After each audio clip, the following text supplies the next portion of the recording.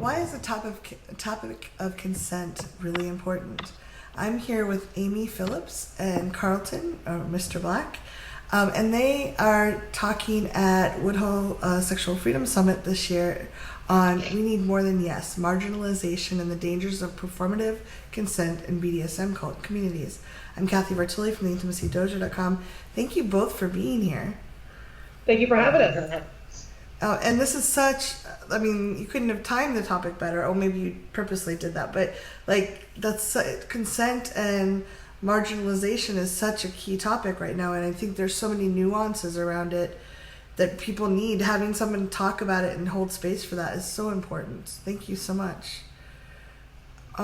What made you decide to talk about this now at Woodhull? Well, I don't think you're ever done talking about consent. I don't think the job of talking about consent is ever done. Yes. So it's not about the fact that we're doing it at this moment. It's just about that every year there's some sort of situation or something that comes up that again, you realize that your job is never done when talking about consent. Yeah. And a lot of times, when we present or we're like organizing an event or putting something together, only part of it is what people see, like coming up with all the cool stuff to have at a party. The rest of it is the behind the scenes things about how do you create a safer space, how do you create a space that upholds consent culture and is truly a safe space for people to interact and to be in. It's really challenging, especially if you're trying to include marginalized communities and making sure they have voices. That's how do you balance all of that? Exactly.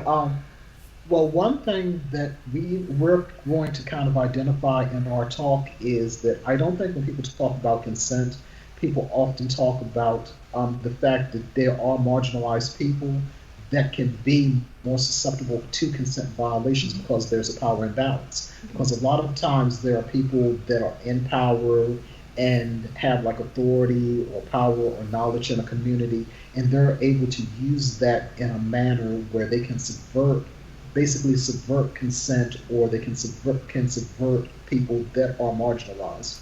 And I don't think people really talk about the aspect of power imbalances in consent. So why did you choose Woodhull? You're speaking at Woodhull Sexual Freedom Summit.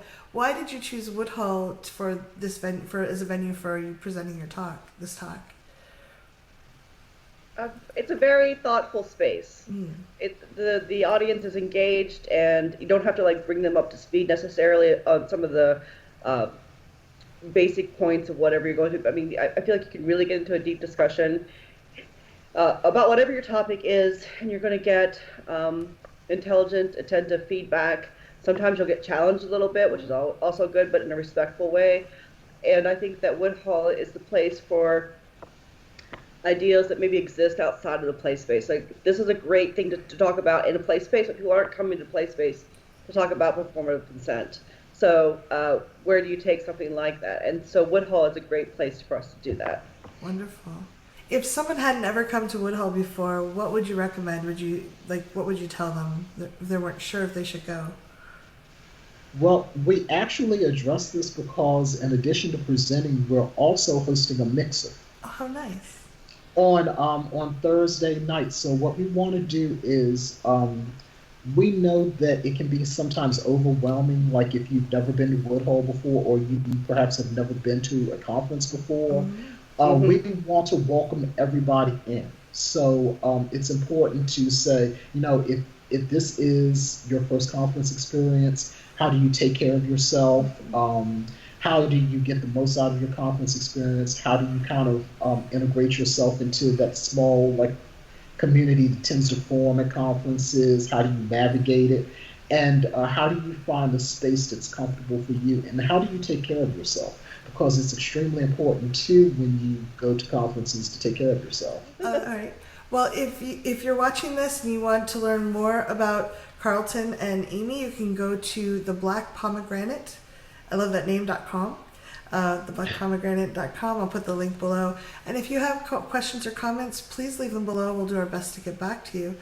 Thank you both so much for your generosity. And this is a tough topic to bring out in a community, but so important. Thank you so much. Thank you for having us. Thank you.